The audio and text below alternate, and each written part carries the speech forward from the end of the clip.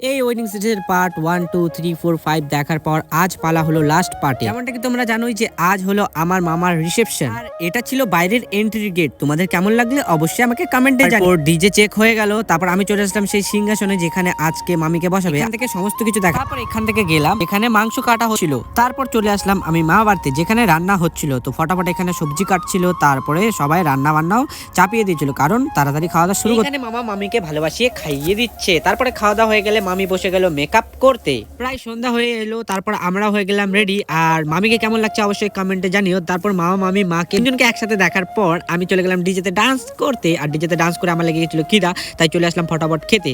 তারপরে খাওয়া দাওয়া কমপ্লিট করে মামা আর মামির চলছিল ফটো শুট। তারপর চলে গেলাম সোজা ডিজেতে ডান্স করতে, সবাই মিলে এনজয় করে নিলাম। আর তোমরা একটু গানটা শুনে নাও। তো দেখা হচ্ছে নেক্সট ব্লগে, ততক্ষণ টাটা বাই বাই, টেক কেয়ার, সুস্থ থাকো, ভালো থাকো, সাবস্ক্রাইব করে পাশে থেকো, ফেসবুক থেকে দেখলে ফলো।